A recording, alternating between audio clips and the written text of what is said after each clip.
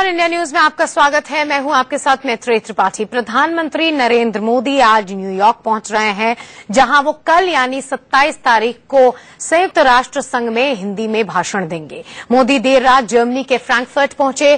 Frankfurt हवाई अड्डे पर जर्मनी में भारतीय दूतावास के अधिकारियों ने पीएम का स्वागत किया और 28 सितंबर को पीएम नरेंद्र मोदी का खास कार्यक्रम है।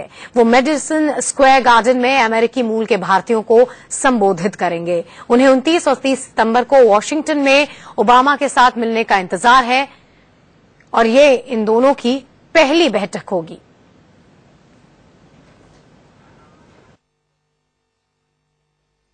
दुनिया की सबसे बड़ी महापंचायत यानी यूनाइटेड नेशंस के हेडक्वार्टर में आजकल देर रात तक गतिविधियां तेज है, क्योंकि यहां पर यूनाइटेड नेशंस का महाधिवेशन चल रहा है। इसी में भाग लेने के लिए प्रधानमंत्री नरेंद्र मोदी आज न्यूयॉर्क पहुंच में आजकल देर रात तक गतिविधियां तेज है, क्योंकि यहां पर यूनाइटेड नेशंस का महाधिवेशन चल रहा है।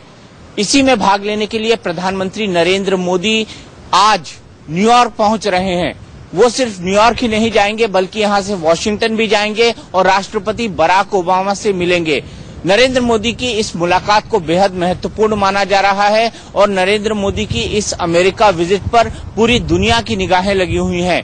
ये पहला मौका होगा जब प्रधानमंत्री के तौर पर नरेंद्र मोदी अमेरिका आ रहे हैं और अमेरिका के इस दौरे पर सबकी निगाहें इसलिए भी लगी हुई हैं क्योंकि गुजरात के मुख्यमंत्री के तौर पर अमेरिका के दौरे की इजाजत नरेंद्र मोदी को नहीं मिली थी, क्योंकि गुजरात के दंगों के मामले को लेकर उन्हें अमेरिका का वीजा नहीं दिया गया था।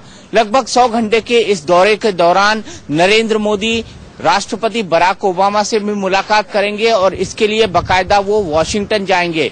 नरेंद्र मोदी अपने इस 100 घंटे के दौरे के दौरान अप्रवासी भारतीयों को मेडिसन स्क्वायर गार्डन में भाषण भी देंगे और इसके लिए बाकायदा 20,000 लोगों की बुकिंग हो चुकी है। वो 20,000 लोगों को संबोधित करेंगे और उनके इस भाषण का बाकायदा सीधा प्रसारण टाइम्स स्क्वायर पर किया जाएगा और भारत से जुड़े हुए जितने भी चैनल हैं वो इसका सीधा प्रसारण करेंगे। इसके अलावा वो गरीबी हटाओ के एक सम्मेलन में भी जाएंगे। यूनाइटेड नेशंस के इस हेडक्वार्टर में आज पाकिस्तान के प्रधानमंत्री नवाज शरीफ भी अपना भाषण देंगे, लेकिन इस भाषण के दौरान दोनों देशों के प्रधानमंत्री अगल बगल की होटल में ही ठहरे हुए हैं, लेकिन दोनों के बीच मुलाकात नहीं होगी।